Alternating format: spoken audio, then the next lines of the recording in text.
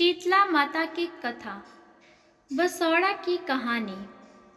एक बार सीता माता ने सोचा कि चलो आज देखो कि धरती पर मेरी पूजा कौन करता है, कौन मुझे मानता है। यही सोचकर शीतला माता धरती पर राजस्थान के डुगरी गांव में आई और देखा कि इस गांव में मेरा मंदिर नहीं है और ना ही मेरी पूजा होती है। माता शीतला गांव की गलियों में घूम रही थी। तभी एक मकान के ऊपर से किसी ने चावल का उबला पानी मार नीचे फेंका।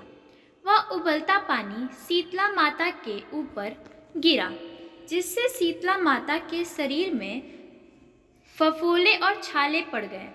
शीतला माता के पूरे शरीर में जलन होने लगी। शीतला माता गांव में इधर उधर भाग भाग के चिल्लाने लगी, अरे मैं जल गई, मेरा शरीर तप रहा है, जल रहा है, कोई मेरी सहायता करो।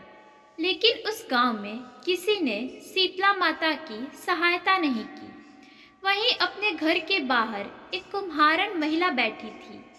उस कुम्हारन ने देखा कि अरे यह बूढ़ी माई तो बहुत जल गई है, इसके पूरे शरीर में तपन है, इसके पूरे शरीर में फफोले पड़े हैं, यह तपन सहन नहीं कर पा रही है।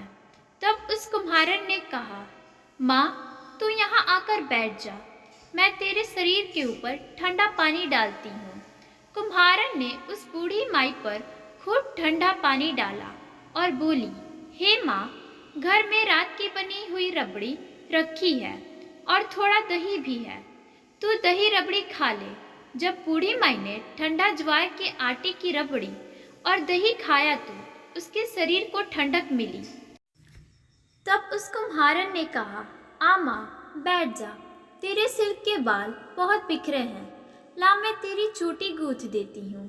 और कुम्हारन माई की चोटी गूंथने हेतु कंघी में बाल करती है। अचानक उसकी नज़र बूढ़ी माई के सिर के पीछे पड़ा तो कुम्हारन ने देखा कि एक आँख बालों के अंदर छुपी है। यह देखकर वह कुम्हारन डर के मारे घबरा कर भागने लगी।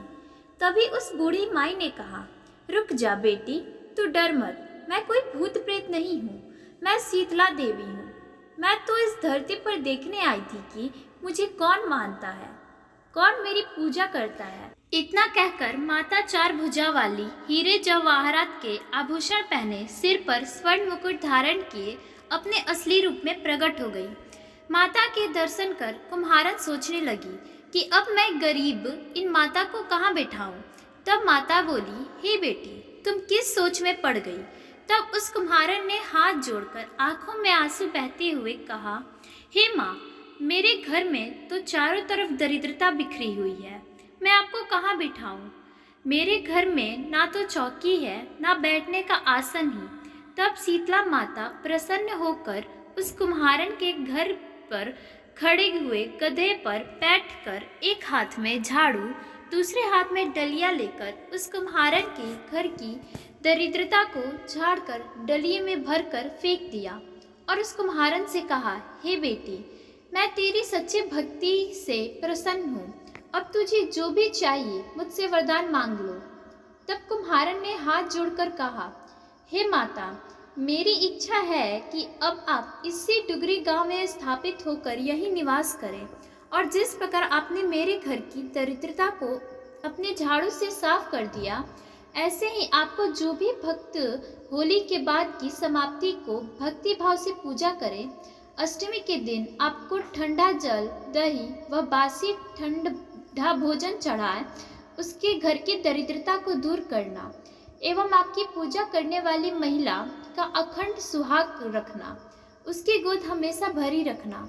साथ ही जो पुरुष शीतला अष्टमी को नाई के यहाँ बाल ना कटवाए, धोबी को कपड़े धुलने ना दे और पुरुष भी आप पर ठंडा जल चढ़ाकर, नारियल फूल चढ़ाकर परिवार सहित ठंडा बासी भोजन करे, उसके काम धंधे व्यापार में कभी दरिद्रता ना आए।